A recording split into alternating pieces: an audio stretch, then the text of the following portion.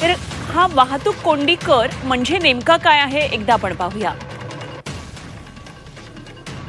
तर वर्दळीच्या परिसरामध्ये केवळ एकाच प्रवाशासह येणाऱ्या खासगी वाहनावर हा कर लागेल. सर्वाधिक वाहतूक कोंडीचे भाग निश्चित करून त्या ठिकाणी हा कर लागू केला जाईल. गर्दीच्या वेळी सकाळी 8 ते 11 आणि संध्याकाळी 5 ते रात्री 8 या वेळेत प्रति प्रवेश 50 ते 100 रुपये इतका हा कर. तर हा कर अनावश्यक वाहन वापराला आळा घालून सार्वजनिक वाहतुकीला प्रोत्साहन देईल अशी अपेक्षा आहे. हा कर मुंबईतल्या वाहतूक कोंडी आणि वायू प्रदूषण कमी करण्याची अपेक्षा आहे.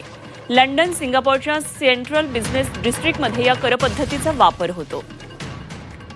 आगामी अर्थसंकल्पात कर योजना जाहीर करून पायलट प्रकल्प म्हणून राबवता येईल अशी मागणी केली आहे. या उपक्रमातून दरवर्षी 200 ते 300 कोटींचा महसूल मिळण्याची शक्यता आहे.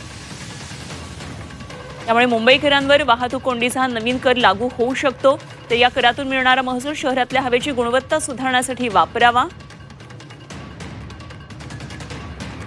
तर मकरंद नार्वेकरांनी या मागणीचं आता पत्र लिहिलेलं आहे आणि हा वाहतूक कोंडी कर काय